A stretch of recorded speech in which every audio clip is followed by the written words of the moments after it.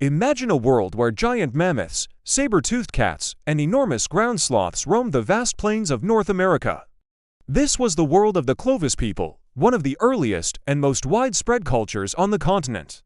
For centuries, they thrived, mastering the art of hunting these megafauna with their distinctively crafted spear points. They were skilled, resilient, and seemingly at the top of their game.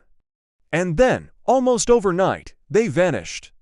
For decades, archaeologists and scientists have puzzled over this sudden disappearance.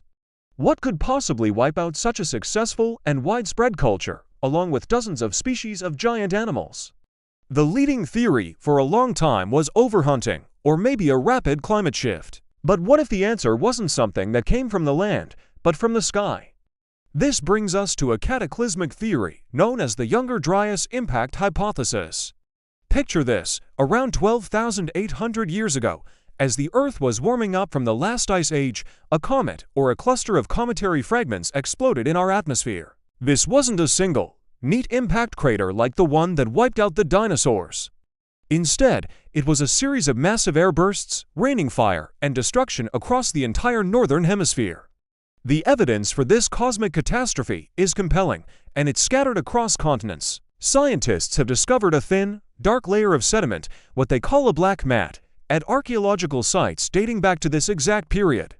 Within this layer, they found some extraordinary things, microscopic diamonds or nanodiamonds, which can only be formed under extreme pressure and heat, like that of an extraterrestrial impact. They've also found tiny magnetic spherules, droplets of molten rock that cooled in the air, and elevated levels of iridium, an element rare on Earth but common in asteroids and comets.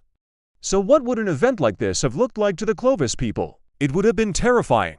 The sky would have lit up with unimaginable brightness, followed by a shock wave that flattened everything for miles.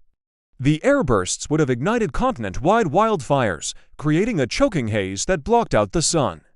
This would have triggered a sudden and dramatic plunge in temperatures, a cosmic winter that lasted for over 1,000 years. This period is known to geologists as the Younger Dryas. For the Clovis people, their entire world would have been turned upside down. The large animals they depended on for food, like the mammoth and mastodon, couldn't survive the abrupt ecological collapse.